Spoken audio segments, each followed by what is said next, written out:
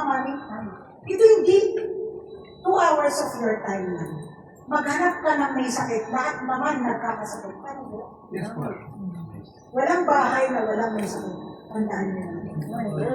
Kung hindi inuubo yan, hypertensive yan. Tama po? Diabetes yan. Arthritis yan. High blood, malakas. Yes! Di ba? May gout yan. May count yan. Sige, huwag ka kasi isang Bible dito. That's true. Every family. Every family has its own patient. Tama po. Ayan na o si TV Cruz. Bentahan mo kapatid. 1.5 kaya sa pupunta sa ospital. Check up pa lang, 5,000 naman. Tama.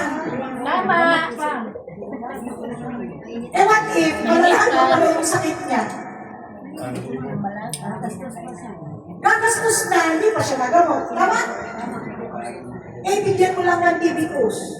Kasi 100% money pag-guarantee po yan. Pag hindi gumaling, balik mo yung pera niya. Tama, hindi. Pwede. Pwede. Guarantee yun, guarantee. Guarantee yun. Ako 10 years ko na po yung ginagamit sa pasyente ko. Pero walang pasyente nagreklamo sa akin. Yes! Yes! Bakit?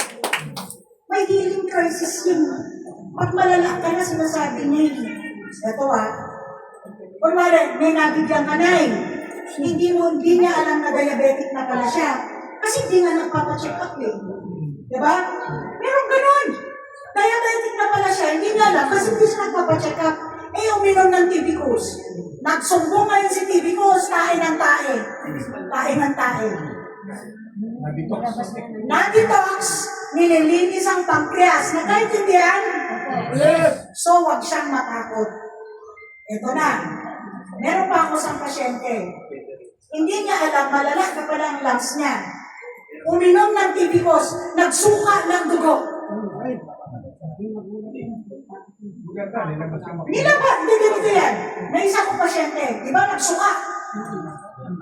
Pumunta sa ospital pila kasi magpapacheck up, natakot eh.